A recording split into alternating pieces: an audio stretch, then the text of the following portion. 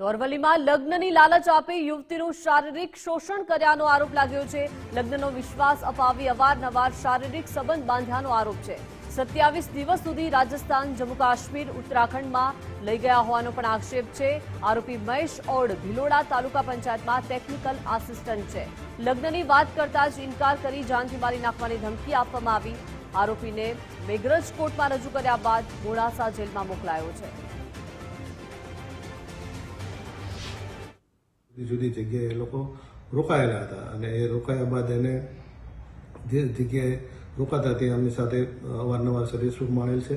ત્યારબાદ આ કામના ભોગ બનનાર છે એમણે લગ્ન કરવાની વાત કરતા કામના આરોપી ઉશ્કેરાઈ ગયેલા ને એને જણાવેલું આરોપીએ કે મારા લગ્ન થઈ ગયેલા છે ને 4 બાળકો છે એટલે લગ્ન કરી શકો એમ નથી એમ કરી અને ભોગ બનનારને ભિલોડા આપણે ગામભાઈ પોલીસ સ્ટેશન ખાતે મોકલી દીધેલ અને ત્યાંથી પોલીસ અમને પછી મોડાસા નારીગૃહમાં મૂકેલ અને એમના પરિવાર સાથે ભોગ બનનારને એના પરિવાર સાથે સંપર્ક થતા એમની સાથે ભોગ બનનારે આવીને ફરિયાદ મગર પોલીસ સ્ટેશન ખાતે આપતા ગુનો રજીસ્ટર કરવામાં આવેલ છે અને આરોપીની ધરપકડ પણ કરી લેવામાં આવેલ છે।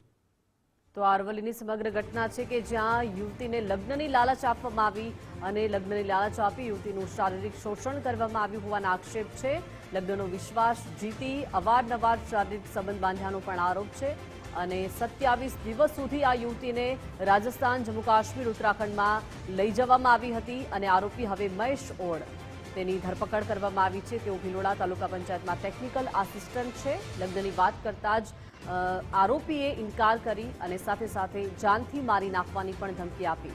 આરોપીને અત્યારે મેઘરજ કોર્ટમાં રજૂ કરાયા બાદ મોડાસા જેલમાં મોકલવામાં આવ્યો છે અને હવે આરોપીની પૂછપરછ હાથ ધરવામાં આવશે। કેટલા સમયથી આ યુવતીનું શારીરિક શોષણ થતું હતું અને આ યુવતીને લઈને હવે શું વિગતો સામે આવી રહી છે તેને લઈને પણ હવે જોવાનું રહેશે કેમ કે 27 દિવસ સુધી તેને રાજસ્થાન, જમ્મુ કાશ્મીર, ઉત્તરાખંડમાં આરોપી લઈ ગયો હતો, શારીરિક શોષણ કર્યું હતું। આરોપી મહેશ ઓડ છે જે ભિલોડા તાલુકા પંચાયતમાં ટેકનિકલ આસિસ્ટન્ટ છે।